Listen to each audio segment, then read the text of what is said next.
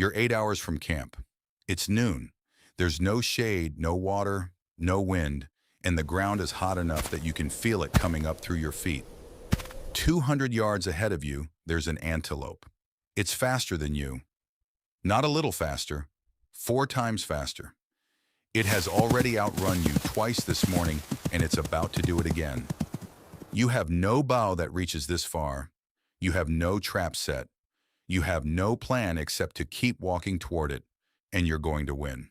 Not because you're fast, not because you're strong, because that animal is already cooking itself from the inside, and you're not. You know that. It doesn't. Today, heat is an inconvenience. You step out of the air conditioning in your car, walk 50 feet across a parking lot, and complain about it. But for almost the entire history of our species, heat wasn't something we survived. It was the thing we were built for. It's the one arena where a slow, weak, clawless primate beat every single thing on the landscape. The cold made us clever. The heat is the reason we were still around to get clever. So let's start with what heat actually does to you, because almost nobody realizes how narrow the margin is. Your core temperature sits at 98.6. That's not a preference. It's an operating range. Push it to 104 and your brain starts making bad decisions.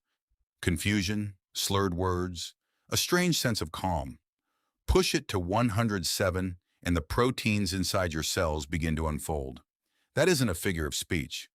Cooking is a chemical process, and it doesn't particularly care whether the meat is still walking around. And here's the part that should bother you more than the number. There's a measurement called wet bulb temperature.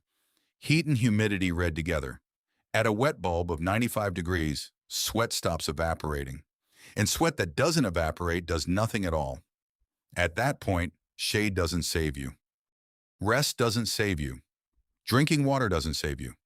A healthy adult sitting perfectly still in full shade with a full bottle of water dies in about 6 hours. There is no behavior that gets you out of it. That's the ceiling. But out on open ground in dry heat, the thing that kills you first isn't the temperature. It's the bill. You can't store water. Camels can. You can't.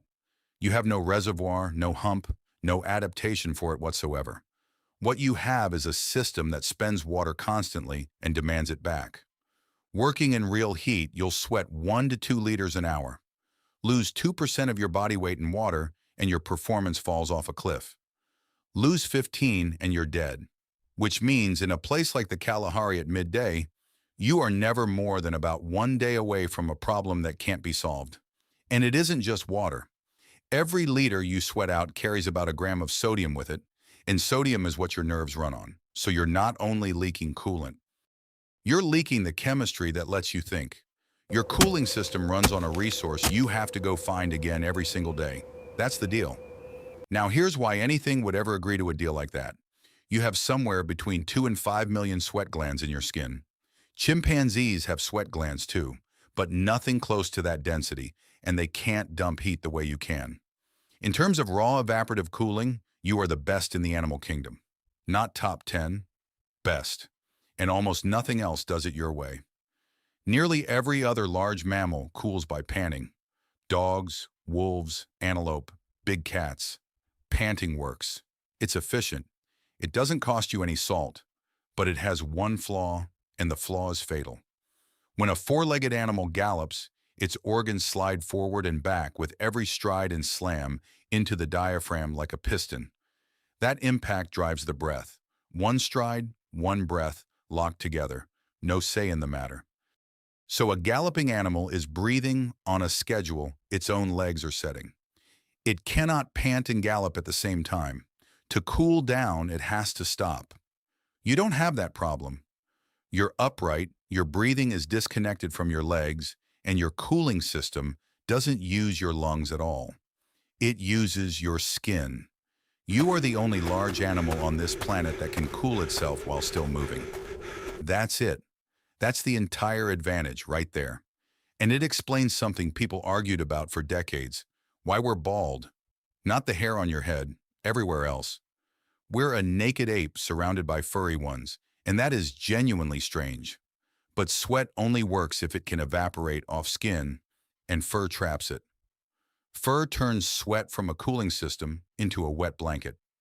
We can even put a date on it, from an unexpected direction. In 2004, geneticists went looking at the genes controlling skin pigment and found that dark skin in our lineage goes back at least 1.2 million years. And here's why that matters. You only need dark skin if your skin is exposed. Fur already blocks UV, so the moment dark skin becomes necessary is the moment the fur is already gone. By 1.2 million years ago, we were naked, dark-skinned, and sweating. We had the radiator, and once you've got a radiator, you can start using it on purpose. That same year, two researchers, Dennis Bramble and Daniel Lieberman, published a paper in Nature, making an argument that sounded absurd at the time. Their claim was that the human body isn't a walking body with running bolted onto it. It's a running body, a long-distance running body. And they went through the skeleton piece by piece. Start with the nuchal ligament. It's a band of tissue running from the back of your skull down your neck, and its only job is to stop your head from whipping around while your body bounces. Chimps don't have one. The earlier hominins don't either. Homo erectus does. It appears in the fossil record right around the time the long legs appear. Then your Achilles tendon. Long, thick, and elastic. It stretches on impact and snaps back, handing you a real fraction of every step for free. A chimp's Achilles is barely a stub. Yours is a spring, and springs are only worth carrying if you're bouncing over and over. Walking doesn't bounce. Then your glutes. Your gluteus maximus is the largest muscle in your body, and here's the strange part. When you walk, it barely fires. When you run, it fires hard on every stride, holding your torso against the rotation. You are hauling around a huge, expensive muscle that mostly sits idle unless you run. Then the arch in your foot, which is another spring. Your short toes, which are terrible for climbing and excellent for push-off. The semicircular canals in your inner ear, enlarged in Homo compared to everything before it, tuned to the head movement of a body in motion. And then there's the Turkana Boy, a Homo erectus skeleton found near Lake Turkana in Kenya, about 1.6 million years old. He's tall, narrow, and long-limbed. That build is not an accident. A tall, narrow body has more surface area for its volume than a short, thick one, which means more skin doing the work of throwing heat away. It's the same body plan you still see today in people whose ancestors lived in hot open country. None of this is subtle. Nobody assembles a body like this to walk. So what did we do with it? In the Kalahari, an anthropologist named Louis Liebenberg spent years running with Jew/Hwansi hunters and documented the thing the whole body seems to be for. It's called persistence hunting, and the logic of it is almost cruel. You pick the hottest part of the day, deliberately. Around 40 degrees Celsius, sun directly overhead, the worst conditions available. Then you find a kudu and you make it run. It sprints. Of course it does. It's 4 times faster than you, and in 20 seconds it's gone. So you walk to where it went. You find it standing in shade, panting, dumping heat. You walk toward it. It sprints again, but shorter this time, because it never got all the way cool. You walk. It sprints again, shorter still. Every cycle, its core temperature ratchets up and never fully comes back down. Yours doesn't, because you've been shedding heat the entire time. Walking and sweating, walking and sweating. 2 hours in, 3, 20 miles, 30. And then the kudu stops and can't get up, and you walk up to an animal that could have killed you that morning, and it has nothing left. Some of the recorded hunts ended with no weapon at all. You didn't outrun it. You outcooled it. Now, honesty matters here. We can't prove this is how early humans hunted. Persistence hunting is rare in the ethnographic record, and there are serious researchers who think it was always a marginal technique rather than the main event. Nobody has a fossil of a chase, but every single piece of equipment it requires is bolted to your body right now and has been for 1.5 million years. You don't get that hardware by accident. And there's one more piece of it that gets overlooked, and it might be the biggest one. To run an animal down, you have to follow it when you can't see it. You're reading scuffs in the dirt, a bent stem, the spacing between prints. And then you have to do the thing no other predator does. You have to imagine what the animal is thinking, decide where it's going, and go there instead of where it's been. That isn't tracking. That's building a model of another mind and testing it against the evidence. Liebenberg's argument is that this is where scientific reasoning actually started, not in a library. At noon, in the sun, chasing something. And here's the thing that sounds backwards until you ask who else is out there. Midday was the safest time of day. Think about what's hunting you. Lions, leopards, hyenas. Nearly every large predator on that landscape works dawn, dusk, and through the night. Noon is when they're lying under a bush doing nothing because they physically can't operate in it.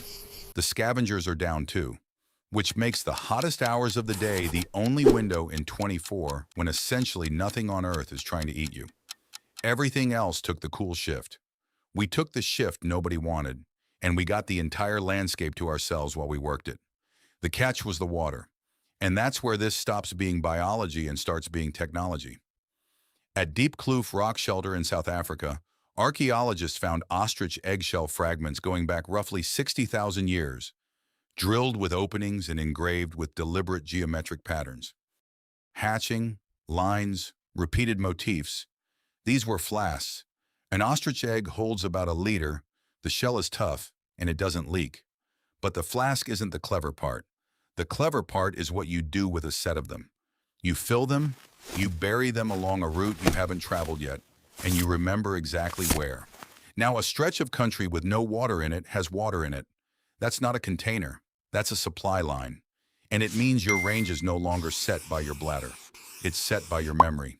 In the Australian Western Desert, where it regularly clears 45, people ran the same trick on the landscape itself. Rock basins that fill with rain were kept covered with slabs so the sun couldn't take them. Water was pulled out of tree roots, and in some places, when there was nothing on the surface at all, you dug down into dried mud and pulled out a water-holding frog, bloated with everything it had stored to wait out the drought, and you squeezed it into your mouth. There was water in that desert the whole time. You just had to know it was inside a frog. So what did ancient humans do when it hit 110? They went to work. They walked out into the one part of the day when nothing else on the continent would. They ran animals into the ground using nothing but skin. They read stories out of scuff marks and followed things they couldn't see. They buried water across country they hadn't crossed yet. They dug frogs out of dry mud. They put stones over rock pools so the sun couldn't have them.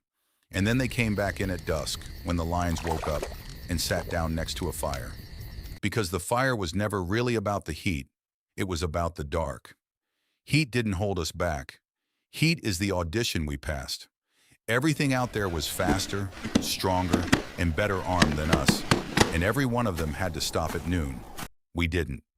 That's the whole margin. That's the entire reason there's anybody here to argue about it. And you still have all of it. 2 to 5 million sweat glands, a spring in your heel, a muscle in your backside that only really wakes up when you run, a ligament in your neck that exists for one purpose, and that purpose is a chase you have never once had to run. You're not badly built for the heat. You're the best there has ever been at it. You just have air conditioning now. Sources for everything in this video are linked below.